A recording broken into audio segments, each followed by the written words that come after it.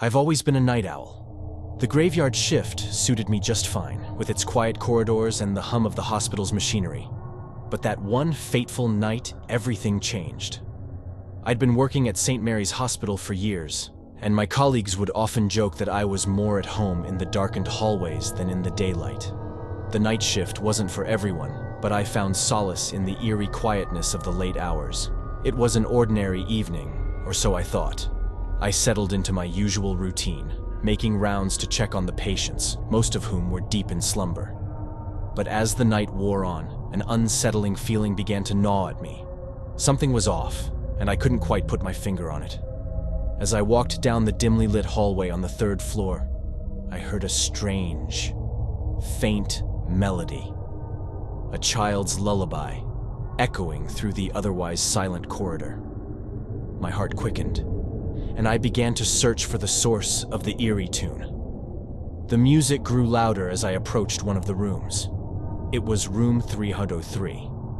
The door was slightly ajar, and the melody was now unmistakably coming from within. I pushed the door open cautiously and gasped.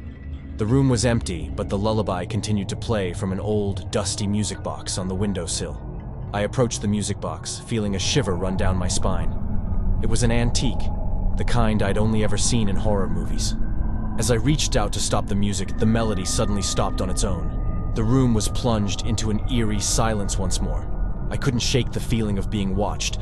Goosebumps covered my arms as I scanned the room for any signs of movement. That's when I noticed it. The shadow in the corner. A dark, shapeless mass that seemed to grow and shrink as I stared at it. Panic set in, and I stumbled backward, frantically reaching for the light switch. When the room was bathed in harsh fluorescent light, the shadow was gone, leaving nothing but an empty corner. My heart pounded, and I tried to convince myself that it had all been a figment of my imagination. But the night was far from over. As I continued my rounds, I kept hearing strange sounds, whispers, laughter, and the distant cry of a baby. It was as if the hospital had come alive with the ghostly echoes of its past. I was no stranger to strange occurrences in the dead of night, but this was different. This was sinister. I made my way to the basement, my heart racing with each step. The basement was where the hospital stored old medical equipment and records, and it was rarely visited. But that night, I felt an irresistible pull, drawing me deeper into the darkness. As I descended the creaky stairs, the temperature had dropped, and the air grew heavy with a foul, metallic stench.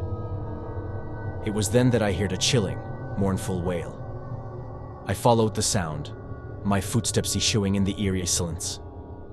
In a dimly lit corner of the basement, I discovered a rusted gurney, and on it lay a pale, lifeless figure, a woman in a tattered hospital gown. Her eyes, wide with terror, stared blankly into the void. As I approached, her mouth moved and she whispered, "Help me." I couldn't move. My limbs felt heavy, and a suffocating dread filled the room. The woman's whisper grew louder and more frantic, and suddenly the lights flickered, casting eerie shadows on the walls. With a surge of adrenaline, I fled the basement, leaving the wailing woman behind. I ran up the stairs, back to the 3rd floor, where room 303 now stood wide open. The music box played its haunting melody once more. Tears welled in my eyes as I realized the truth. The hospital held secrets, dark, malevolent secrets. And as the night shift took a sinister turn, I couldn't deny that I was trapped in a nightmarish world of unexplainable horrors, where the boundary between the living and the dead had blurred, and the past refused to stay buried.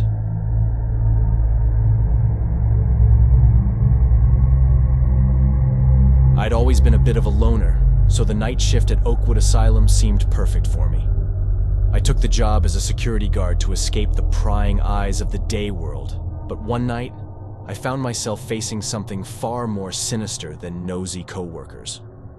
The asylum was a foreboding place, even in broad daylight. Its towering, crumbling structure cast long, menacing shadows. But at night, it became something out of a nightmare. I was the sole guardian of its dark secrets, responsible for keeping any unauthorized intruders at bay. One moonless night, a thunderstorm raged outside, unleashing torrents of rain and flashes of lightning. As I sat in my dimly lit office, my surveillance monitors flickered and displayed disturbing images. Strange apparitions moved through the empty halls, ghostly figures of patients who had long since passed. I rubbed my eyes, convinced that sleep deprivation was playing tricks on me. But when I looked again, the figures remained, growing closer with each blink of an eye. I grabbed my flashlight and ventured out into the haunted corridors.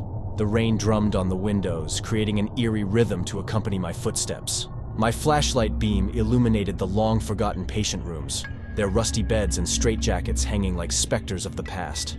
The whispers started then, soft and menacing, as though the very walls held secrets. I couldn't make out the words, but the chilling laughter sent shivers down my spine. I tightened my grip on the flashlight and continued down the hall. At the end of the corridor, I found an old, rusted door ajar. I knew I should turn back, but curiosity got the better of me. I pushed it open, revealing a room shrouded in darkness. The stench of decay and dampness assaulted my senses, and the flickering light from my flashlight revealed the remnants of a makeshift seance. Candles, a Ouija board, and torn pages from an occult book lay scattered on the floor. The temperature plummeted, and my breath fogged the air. Suddenly, a deafening crash echoed through the asylum, making me jump. I turned back, but the hallway had transformed. It stretched into an endless abyss, doors leading to more doors, each one identical, with no discernible exit. Panic surged through me, and I ran down the hall, opening doors at random. In each room, I glimpsed horrific scenes, patients in straitjackets, twisted and contorted bodies, and walls smeared with blood. The malevolent laughter and whispers grew louder, echoing in my head. As I stumbled further into the labyrinth, I saw her, a woman in a tattered white gown. Her eyes were hollow, her hair a mess of matted locks. She beckoned to me, her fingers skeletal and elongated. "Help me," she croaked, her voice barely audible over the cacophony of torment. I hesitated, but something in her eyes seemed to plead for release. I approached, and her skeletal fingers touched mine. The moment our hands connected, her eyes filled with an unbearable sadness, and she whispered, "You shouldn't be here." Suddenly I was jolted awake, sitting back at my desk in the dimly lit office. The surveillance monitors displayed only empty hallways, devoid of ghostly apparitions. It was as if the entire nightmarish journey had been a cruel hallucination. The storm outside had subsided, and the asylum felt strangely calm. But the woman's warning still echoed in my ears, a chilling reminder that some places should remain locked in the dark, and that the night shift could lead to horrors one could never escape.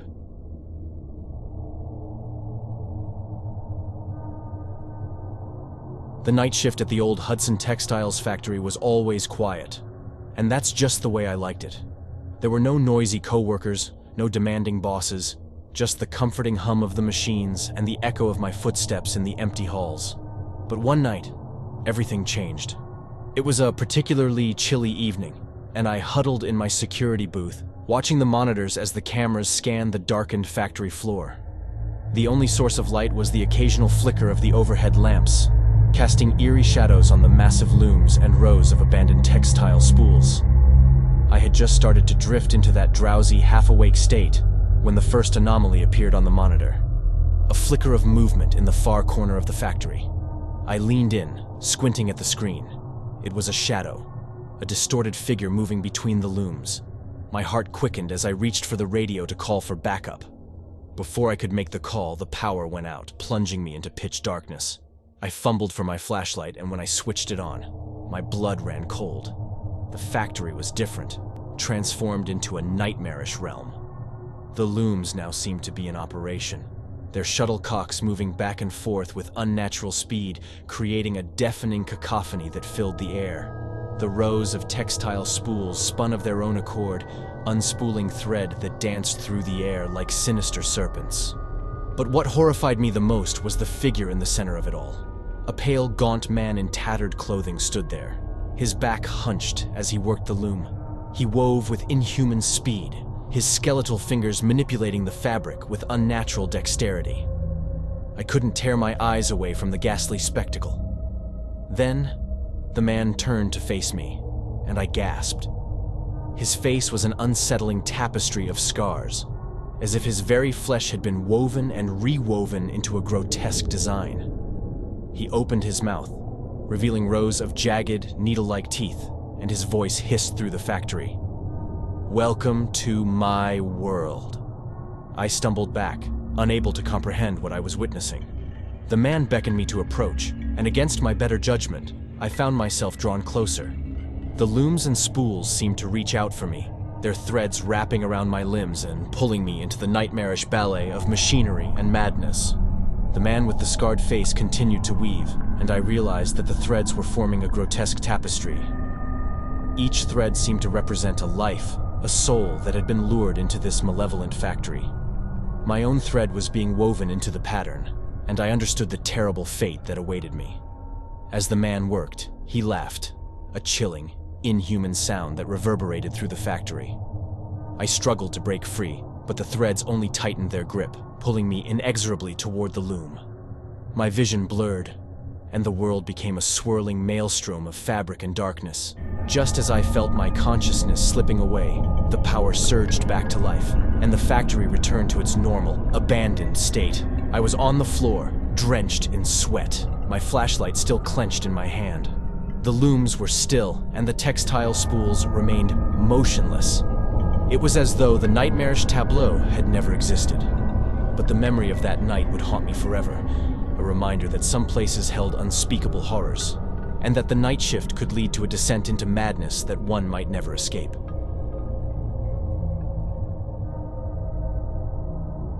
If you enjoyed the video, please make sure to smash that like button and subscribe for more scary horror stories. See you on the flip side.